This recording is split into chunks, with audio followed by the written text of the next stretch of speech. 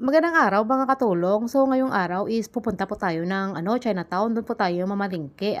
Same as usual mga katulong. So kailangan manghalongkat muna tayo ng ating mga kagamitan. Check muna kung bitbit ko ba yung aking EasyLink card or yung aking bus card at saka yung susi ng bahay. Maiwanan ko lang yung aking kaluluwa sa aming bahay. Wag lang po yung gamit na yan kasi mamaya hindi ako makaakyat, hindi ako makasakay ng bus. Mabuti lang sana kung aking ATM card may laman. Ay may laman pa naman. Kaso lang pang emergency ko lang yung ginagamit ang yung aking ATM card. O mga katulong, o di ba may nalalaman akong ATM card. Pero pang emergency lang po yung pamasahe ha. Hindi po yung pang pang gala-gala ha. Wala po tayong budget doon. Kailangan ko lang talaga lagyan ng kahit na konti yung or ng laman yung aking ATM card just in case na talagang maiwanan ko talaga yung aking bus card.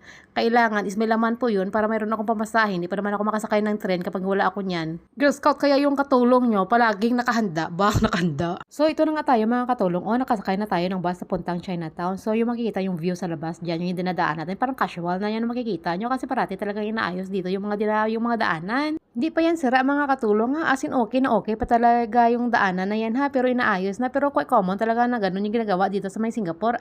Talagang hindi talaga sila nangihinayang na gastusan talaga yung mga ganun bagay na gaya sa ating bansa. Yung sa atin kasi is umpisahan lang, hindi natatapusin. Ito na nga pala tayo, nakarating na tayo ng Chinatown for this time round. This time round. So ngayon kasi is before ng stop kasi nabinabaan na to nung last week nung pumunta tayo dito ng Chinatown. Dito tayo bumba, banda. Mas malapit dito pag dito ako dumaan. Mas malapit yung supermarket na pinupuntahan ng amo ko kapag dito ako bumaba. So since parang alam ko na yung way, parang naging mayabang yata yung katulong nyo na para bang totalin na alam niya talaga yung way niya. Talagang alam ko talaga ha. Hindi kaya yan bababa yung katulong niyo. Hindi yan pupunta sa isang lugar kapag hindi siya medyo masigurado. Kapag hindi niya yan sigurado, panay tawa kung sino yung i-meet up niya kasi nga kailangan talaga siguraduhin niya kung tama yung dinadaanan niya. Katulong niyo pa. Pero kapag nag-iisa lang yung katulong niyo na gumagala at walang imi-meet up, bahala na yung si Batman kahit na maligaw pa yan sa kanyang landas na tinatahak. Ang importante sa kanya is makauwi lang siya ng maayos na bayan. Okay na yan sa kanya.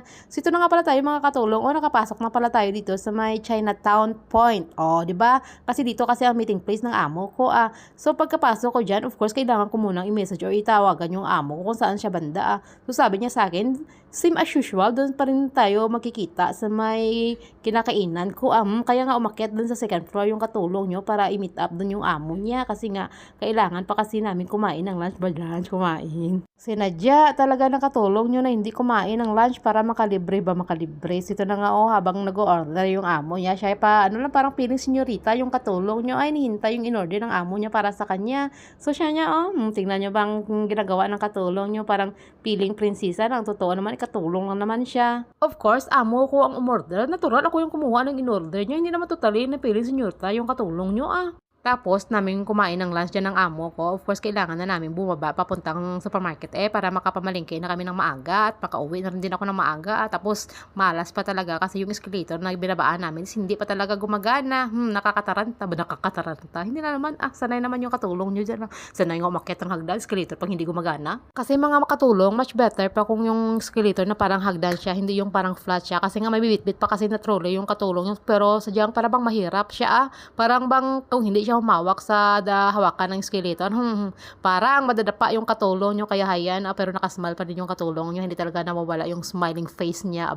So, ito na tayo mga katulong nakapasok na tayo sa may supermarket. So, ikot-ikot na muna tayo maghahanap kung ano yung mga kailangan nating bilhin dito. Pero sa totoo lang, kunti lang talaga yung binili dyan ng katulong nyo kasi nga, wala lang, parang walang ganang mamalingki yung katulong nyo para sa kanyang sarili. Kaya yung kung ano na lang yung kulang ng mga gamit o mga items sa may bahay nila, yun na lang yung mga pinapabili niya sa amo niya, yung para sa sarili niya, dead.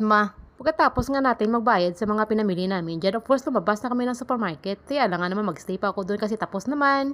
So, nang makalabas na kami dyan sa may supermarket so parang palakad-lakad na kami dyan palabas, nakita ako or na-notice ako ng amo ko na kinukunan ko ng mga video, yung mga dinaanan ko. Tinanong niya ako kung bakit ko daw kinukunan ng video yung dinadaanan ko. Natatakot daw ako na maligaw. Baka sa susunod na pagbalik ko dito, hindi ko na daw alam yung dinadaanan ko. Hindi niya alam na iba-vlog ko ito. Kaya hanggang dito na lang. Maraming salamat. Babush!